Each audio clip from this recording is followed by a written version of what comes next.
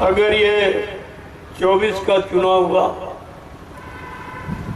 तो भारत देश की जनता के चिथड़े उड़ जाएंगे। चिथड़े तो कहा जा रहा पछताना पड़ेगा, अब आज से कह रहा हूं आपको रोना पड़ेगा।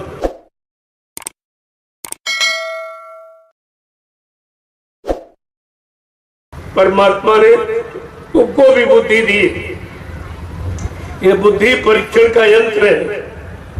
इससे अच्छे बुरे पाप पुण्य शुभ अशुभ की पहचान की जाती है, माँ बहन बेटी बहू की पहचान की जाती है। ये परीक्षण का यंत्र, और आपने बुद्धि का प्रयोग ही नहीं किया, बल्कि बुद्धि को आपने गिरवी रख दिया। किनके पास? नेताओं के पास। कितने दिन के लिए? 5 साल की। एक दिन बुद्धि का दान किया, 5 साल के लिए तुम्हारा बुद्धि दान गिरवी हो गया। अब 5 साल आप कुछ नहीं कर सकते,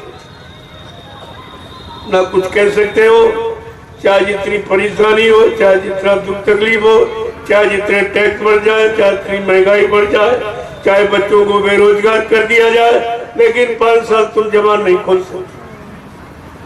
ये बुद्धि गिरवी है, आज तक कोई नहीं समझ पाया।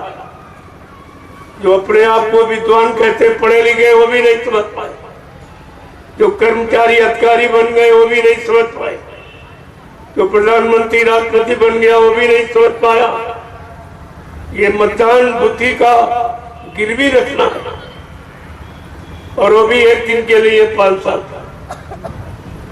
और कितने साल हो गए आपको करते करते? 70 साल आजादी के निकल गए। 14 पंचवर्षीय योजनाएं आप बुद्धि को गिरवी रखते रहे नेताओं के हाथ, और तुम्हें कुछ नहीं मिला, और अब भी नहीं जाग रहे हो, अब भी सो रहे हो। जगाने का काम केवल संत महात्मा करते, बाकी जगाने का कोई काम नहीं।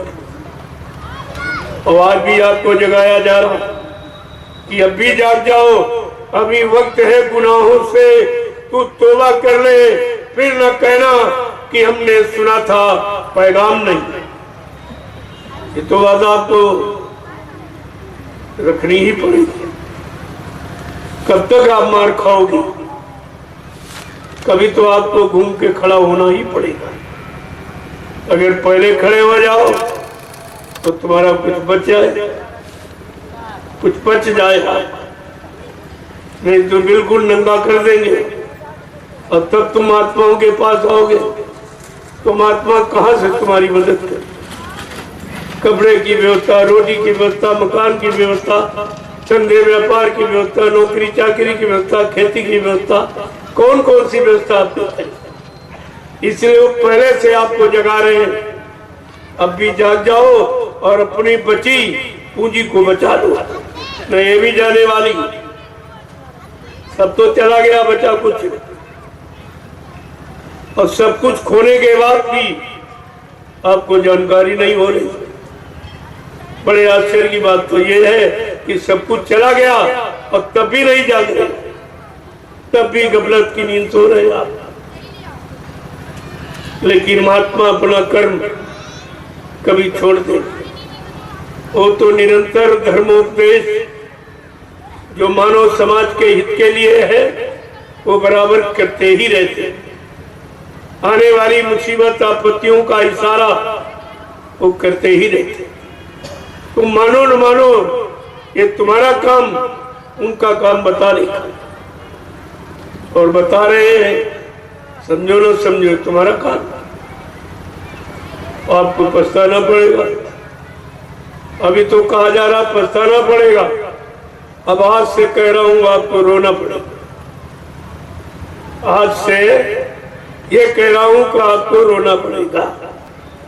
ऐसी स्थिति बनती चली जा रही, और बनाने वालों ने सारा देश बेच दिया, कुछ नहीं बचा। इस भारत देश में कुछ बचा ही नहीं।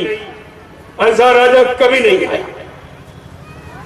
किसी युग का इतिहास उठा लीजिए आप, राजा ने जो भी निर्माण किया वो अपने राष्ट्रीय कोष से, जनता से कभी नहीं मांगा।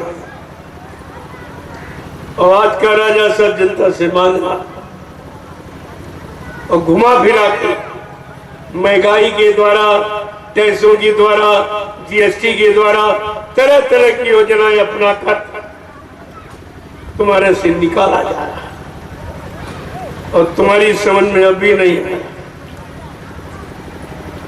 डॉक्टर जो फोड़े का मवाद निकालता है तो मरीज को आराम मिलता है, तो समझ जाता कि इसने जो निकाला है वो हमारे आराम की, लेकिन ये जो निकाल रहे इसमें तुम्हें क्या आराम मिला। लेकिन कोई नहीं कह रहा, सब चुप एकदम मौन खड़े हुए, ऐसा डर गए कि मैं कह दूंगा सत्य तो नौकरी चली जाएगी, सत्य कह दूंगा हमारा व्यापार खत्म हो जाएगा। अरे व्यापार खत्म हो जाएगा, नौकरी चली जाएगी, इसकी चिंता आपको है, लेकिन देश चला जाएगा इसकी चिंता नहीं आपको। तुम जिस देश के नागरिक हो उस देश के बारे में आपको कोई चिंता नहीं। तो ये तुम्हारा कैसा नागरिकपन है कि नागरिक होते हुए और नागरिक बेचारा कुछ कह ही नहीं पा रहा, कुछ जवान नहीं खोल पा रहा, कितना अन्याय हो जाए, कितना अत्याचार हो जाए, कितना मतलब यानी महंगाई और कितनी गरीबी आ जाए, लेकिन आप कुछ कह नहीं सकते। तो फिर तुम्हारा जीने का अधिकार क्या है? आखिरकार किस लिए आप जी रहे हो? जब अच्छी सच्ची बात कहने का अधिकार नहीं तो तुम्हारा जीने का अधिकार ही नहीं।